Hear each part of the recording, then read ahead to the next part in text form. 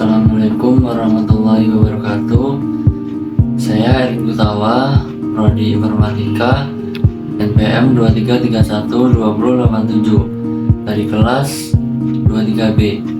Di sini saya akan menjelaskan tentang materi logika informatika dengan judul Inferensial Logika.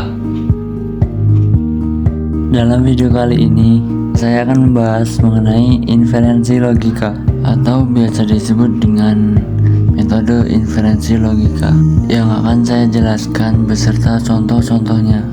Nah, sebelum menuju ke pembahasan, kita harus tahu dulu nih apa itu inferensi.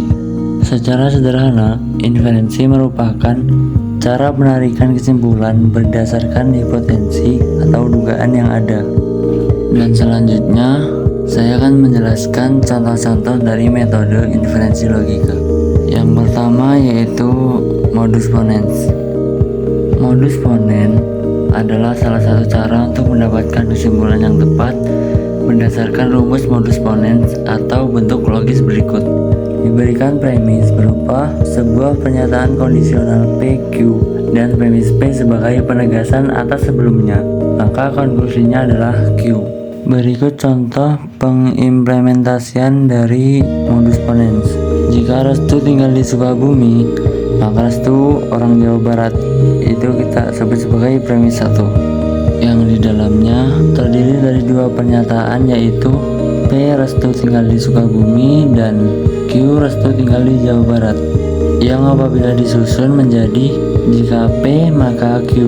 Lalu pernyataan Restu tinggal di Sukabumi atau P premis kedua sebagai penegasannya, maka berdasarkan modus ponens, kesimpulan yang dapat diambil adalah Q atau Restu orang Jawa Barat. Yang kedua yaitu modus tollens.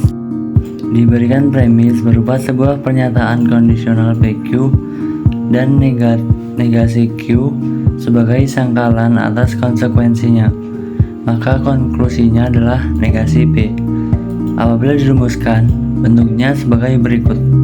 Contoh pengimplementasian dari modus tollens adalah jika hujan turun maka jalanan licin, itu adalah premis 1, dan hujan tidak turun adalah premis 2. Maka kesimpulannya, maka jalanan tidak licin. Premis 1 terdiri dari dua pernyataan, yaitu P yaitu hujan turun, Q-nya jalanan licin, yang apabila dibentuk dalam silogisme menjadi jika P maka Q. Premis 2 yaitu pernyataan P sebagai sangkalan dari konsekuensi premis 1, maka kesimpulan atau konklusi yang dapat diambil menurut metode tollens adalah hujan tidak turun atau negasi Q. Yang ketiga, konjungsi. Konjungsi dalam logika berkaitan erat dengan kata dan. Jika terdapat dua kalimat yang masing-masing bernilai benar, maka gabungan kedua kalimat tersebut dengan menggunakan tanda dan akan bernilai benar. Jika dirumuskan, bentuknya akan seperti berikut.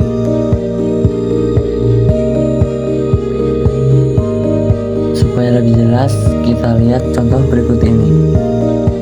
Tika memiliki uang tunai sebagai premis 1. Tika memiliki kartu kredit sebagai premis kedua. Pernyataan gabungan dengan konjungsinya, Tika memiliki uang tunai dan Tika memiliki kartu kredit. Interferensinya adalah anggap saja premis 1 sebagai P dan premis 2 sebagai Q. Maka menurut kaidah konjungsi, kesimpulan yang dapat diambil adalah P dan Q. Jika salah satu atau kedua pernyataan salah, maka kedua pernyataan tersebut tidak dapat diambil kesimpulannya melalui metode konjungsi, karena kalimat atau kesimpulan akan bernilai salah juga. Yang keempat, silogisme disjungtif atau yang biasa ditandai dengan tanda V, merupakan kebalikan dari konjungtif. Erat kaitannya dengan kata atau. Silogisme disjungtif digunakan apabila kita dihadapkan pada satu di antara dua pilihan A atau B.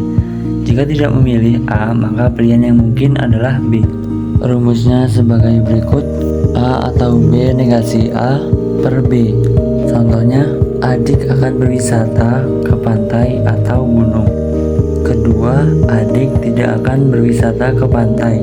Kesimpulannya, adik akan berwisata ke gunung. Rumus selanjutnya, A atau B, negasi B. Per A.